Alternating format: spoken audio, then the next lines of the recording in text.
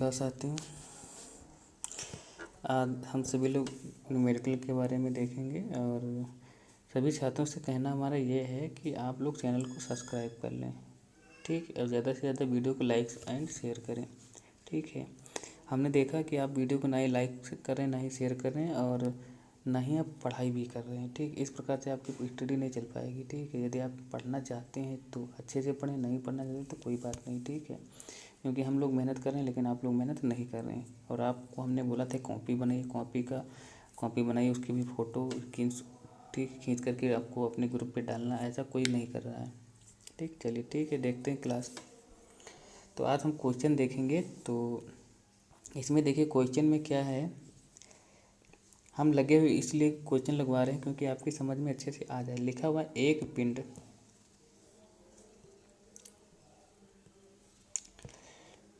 एक समान त्वरण, यहाँ पे देखो ए का मान दे रखा है। पहले पूरा क्वेश्चन पढ़ लेते हैं। त्वरण तथा 8 मीटर पर सेकंड के प्रारंभिक वेग से गतिमान है, 4 सेकंड के पश्चात उसका वेग क्या होगा और इस समय के अंतर्गत वह कितनी दूरी तय करेगा।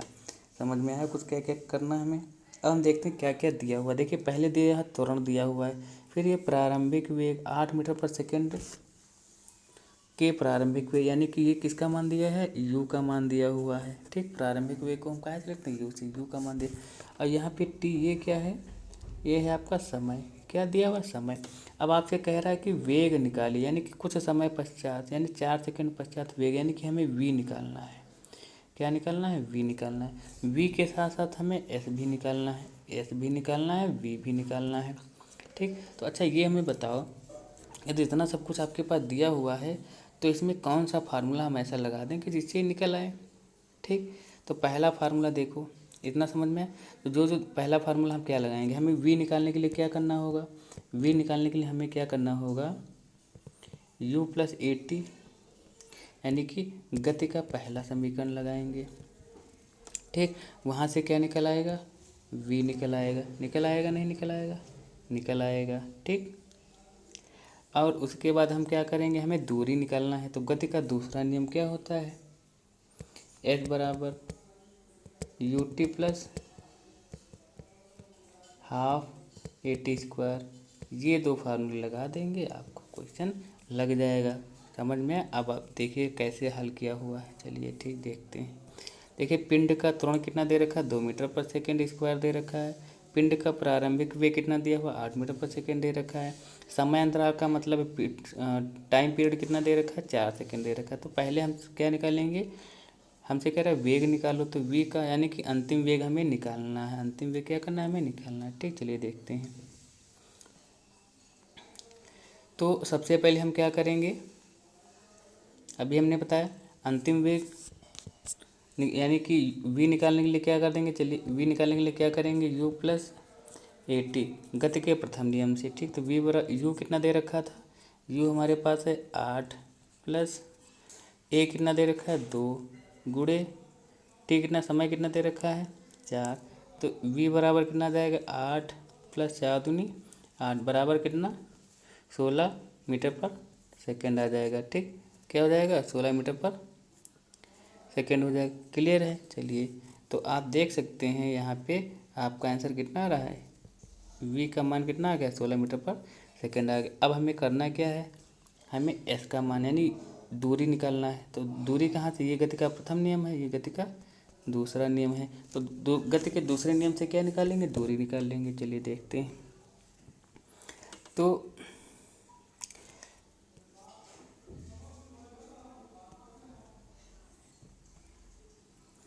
आपको पता है दूरी s बराबर क्या होता है, U T plus half A T square.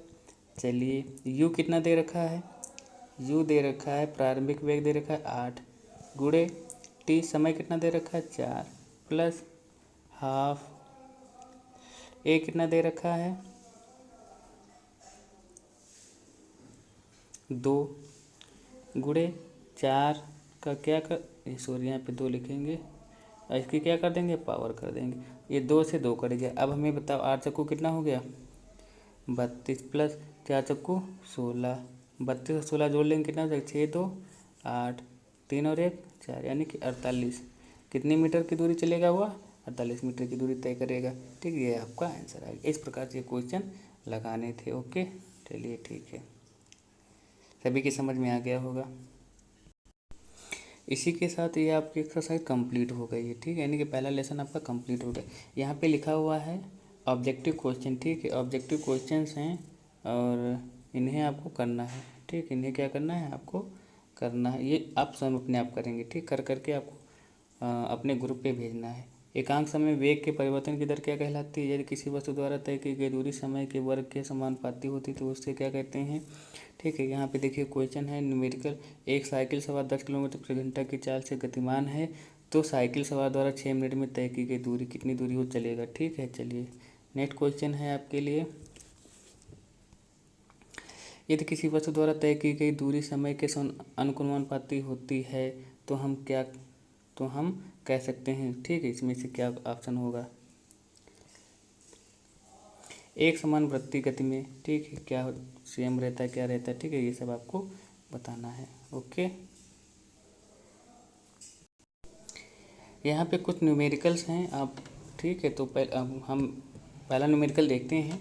लिखा हुआ किसी यात्रा के शुरू होते समय कार का ओडोमीटर। देखिए, ओडोमीटर का मतलब होता है कार में जो एक किलोमीटर बताने वाला जो मीटर लगा होता है कि आप 5 किलोमीटर 10 किलोमीटर कितनी गाड़ी आपने चलाई, उसे ओडोमीटर कहते हैं। ठीक, तो ओडोमीटर में, ठीक, ओडोमीटर क्या था, 2000 किलोमीटर प्रदर्शित करता है और यात्रा समाप्ति पर 2400 किलोमीटर प्रदर्शित करता है।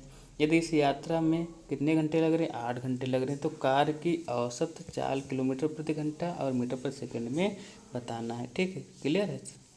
चलिए क्वेश्चन लगाते हैं। क्वेश्चन क्या कहता है, देखिए ओडोमीटर यानी कि जब गाड़ी चली नहीं थी तब उस समय कितना था, 2000 दिखा रहा था, यानी कि 2000 किलोमीटर उसमें पहले से, यानी 2000 किलोमीटर तक वो पहले से चल चुकी थी। फिर हुआ क्या, समय कितना था हमारे पास, यानी कि उसने 8 घंटे में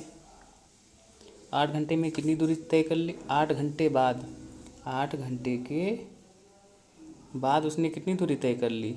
8 घंटे के बाद, यानी कि अब ओडोमीटर देखा गया तो उसमें कितनी दूरी दिखा रहा था, 2400 किलोमीटर। इसका मतलब क्या है कि 8 घंटे बाद उसने कितनी दूरी तय की? उसने दूरी तय की 400 किलोमीटर। यही तो है। देखो, पहले तो 2000 उसमें पहले से दिखा रहा था वो कि 2000 किलोमीटर आपकी 4 व्हीलर चल चुकी है। फिर हम 8 घंटा हमने यात्रा की, फिर 8 घंटे बाद हमने देखा उस गाड़ी का ओडोमीटर देखा तो उसमें कितना दिखा रहा था, 2400 किलोमीटर। इसका मतलब है 8 घंटे में हमने 400 किलोमीटर चला। यही तो है। तो औसत कार की औसत चाल पूछ रहा है, तो कार की औसत चाल क्या होती है? देखिए, औसत चाल का फार्मूला होता है, औसत चाल बराबर होता है, औसत चाल बराबर होता है कुल दूरी बटे कुल समय। तो कुल दूरी कितनी है, 400। समय कितना लगा, 8 घंटे से काट लेंगे, 8 का 8 पंचे 40, ये कितना जाएगा, 50 किलोमीटर पर घंटे। तो ये आपका आंसर हो जाएगा। ठीक, समझ में आया नहीं आया? अब हमारे पास ये 50 किलोमीटर पर घंटे आ गया, ठीक, पर आवर। तो इसे हमें करना है क्या, मीटर पर सेकंड में बदलना। कल हमने आपको नेक्स्ट बैक क्लास में बताया था, यदि किसी भी मान को किलोमीटर प्रति घंटे से मीटर पर सेकंड में बदलना हो तो 5/18 से क्या कर देते हैं, गुणा कर देते, इसे काट लेंगे, ये 9 हो जाएगा, ये कितना हो जाएगा, 25 हो जाएगा।